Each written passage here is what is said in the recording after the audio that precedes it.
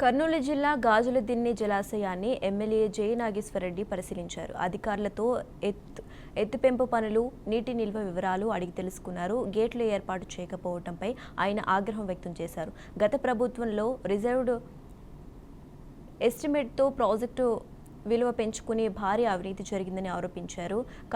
కమిషన్లకు కకృతి పడి పనులు సరిగ్గా చేయలేదన్నారు. సీఎం చంద్రబాబు దృష్టికి తీసుకెళ్లి అవినీతిపై విచారణ జరిపిస్తామన్నారు.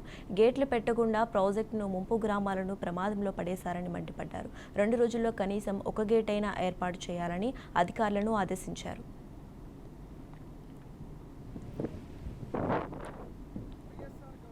అధికారం రోజున ఎంత హాస్యాస్పదం అంటే ఈ ప్రాజెక్టుని స్ట్రెంగ్తన్ చేస్తామని చెప్పి 1 మీటర్ హైట్ పెంచుతామని చెప్పి ఎమ్మెగనూరుకు నీళ్లు ఇస్తామని చెప్పి ఈ ప్రాజెక్టుకు ఆమోదం తెచ్చుకోవడం జరిగింది.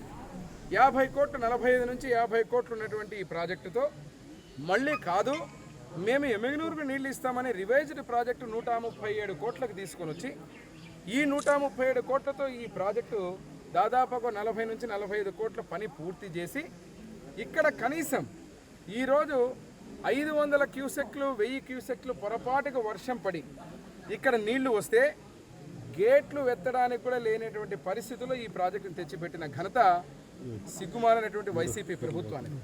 ఈరోజు ఇక్కడ ఉన్న అధికారులు కూడా నేను ఇప్పుడే మాట్లాడుతున్నాను.